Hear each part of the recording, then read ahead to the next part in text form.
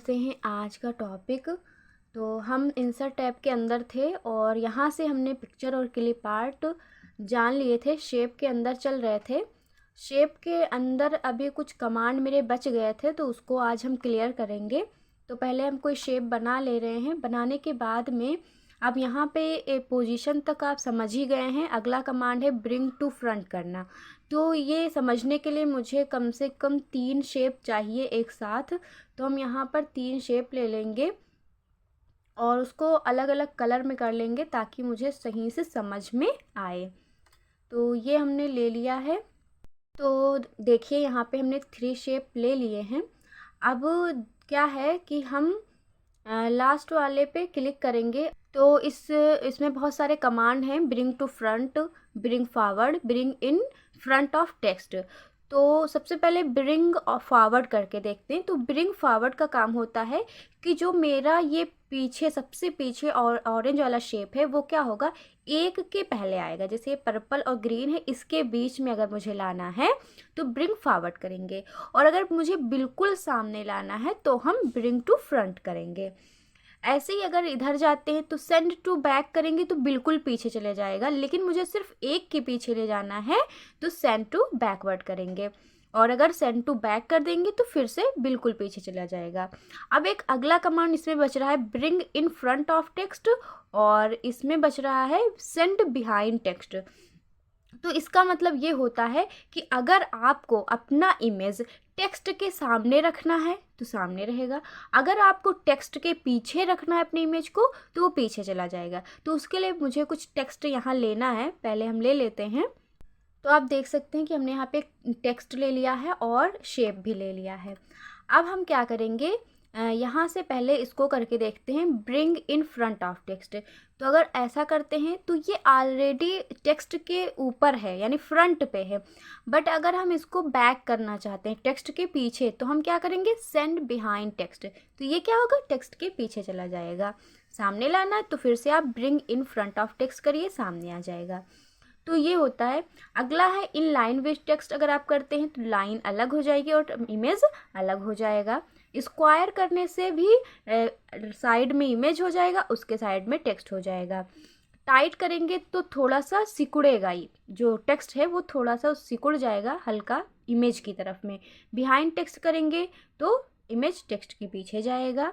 In front of text करेंगे, image क्या होगा, टेक्स्ट के सामने आ जाएगा। अगर टॉप एंड बॉटम करते हैं तो क्या होगा, टॉप पर इमेज होगा, बॉटम यानी नीचे क्या होगा, टेक्स्ट होगा। और लास्ट कमांड है थ्रो करेंगे तो फिर से ये साइड में इमेज हो जाएगा, उसके साइड में राइट साइड में टेक्स्ट हो जाएगा। फिर है edit wrap points. Edit wrap points मतलब ये है कि आप एडिट कर सकते हैं, यानी अपने टेक्स्ट को कितना इमेज की तरफ लाना चाहते हैं तो आप यहाँ से उसको जितना चाहें उतना अंदर ला सकते हैं, इस तरह से। तो ये हो गया एडिट करना। लास्ट कमांड है मोर लेआउट कैप्शन। तो चाहे आप बाहर से इसको यूज़ करो और चाहे इसके अंदर बहुत सारे ऑप्शन दिए गए हैं टेक्स्ट रैपिंग के अंदर, तो ये सब आप यहाँ से भी यूज़ कर सकते हो। तो अब अगला जो कमांड है वो अलाइन है। तो अलाइन का काम करने के लिए हमने यहाँ पे 2 शेप ले लिए हैं। अब हम क्या करेंगे, ये मान लो अलाइन है। अलाइन का इधर होता है लेफ्ट, ये होता है सेंटर, और ये होता है राइट। ऐसे अगर आप ऊपर से नीचे की तरफ आते हैं तो अप है, ये सेंटर है, और ये डाउन है। ठीक है। अब हम क्या करेंगे, इन दोनों को ही सिलेक्ट कर लेंगे। तो ये पहला सिलेक्ट है और दूसरे को हम शिफ्ट के द्वारा सेलेक्ट करेंगे, दोनों सिलेक्ट हो जाएगा। तो अगर हम अलाइन लेफ़्ट करते हैं तो लेफ़्ट में जाएगा, अगर हम अलाइन सेंटर करते हैं तो ये सेंटर में आएगा, अगर हम अलाइन राइट करते हैं तो मेरा अलाइन जो है वो राइट में आ जाएगा।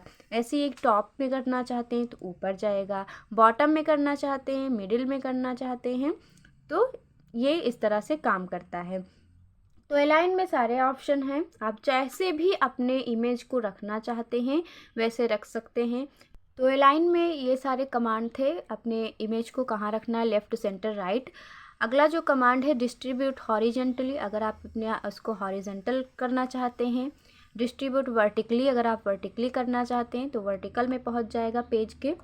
और अगर आप अलाइन टू मार्जिन करना चाहते हैं तो मार्जिन के अंदर रहेगा। और अगर आप अपने पेज में ग्रिड लाइन देखना चाहते हैं तो ग्रिड लाइन भी देख सकते हैं। हटाना है तो यहीं से क्लिक करिए, हट जाएगा। अगला है ग्रिड लाइन सेटिंग, तो ग्रिड सेटिंग भी कर सकते हैं, यानी हॉरिजॉन्टल में आपको कितना ग्रिड लाइन चाहिए, वर्टिकल में कितना चाहिए, तो आप यहाँ से सेटिंग भी कर सकते हैं। अगला जो है ग्रुप करना, तो ग्रुप करना मतलब होता है कई सारे शेप या इमेज को एक साथ जोड़ना। तो पहले हम यहाँ पे कई सारे शेप ले लेते हैं। हमने यहाँ पे 3 इमेज लिए हैं, अब इनको हमें ग्रुप में करना है। तो हम क्या करेंगे, पहले इसे शिफ्ट के साथ सबको सिलेक्ट करेंगे। सारे सिलेक्ट हो गए। अब अगर इनको हम ग्रुप कर देते हैं तो ये एक साथ जुड़ गए। अब ये जब भी हम हटाएंगे, मूव करेंगे तो तीनों एक साथ ही चलेंगे। तो ये हो गया ग्रुप करना। अनग्रुप करना है तो आप यहाँ से अनग्रुप भी कर सकते हैं।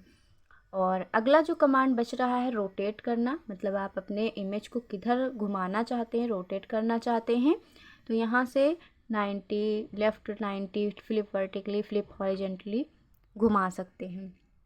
मोर रोटेशन में जाते हैं तो यहाँ पर भी बहुत सारे रोटेशन करने के ऑप्शंस मिलेंगे। अगला यहाँ से भी आप ऊपर की तरफ अपने इमेज में कितना बढ़ाना चाहते हैं, लेफ़्ट राइट कितना बढ़ाना चाहते हैं, तो यहाँ से साइज़ भी बढ़ा सकते हैं। तो ये था फॉर्मेट कमांड। बाकी जो बचा हुआ है वो हम अगले दिन जानेंगे। फ्रेंड्स, अगर आपको हमारी वीडियोज़ अच्छी लगी हो तो इसे लाइक, शेयर एंड चैनल को सब्सक्राइब करें और कमेंट करना बिल्कुल ना भूलें। मिलते हैं अपने नेक्स्ट वीडियो में, तब तक के लिए टाटा बाय बाय।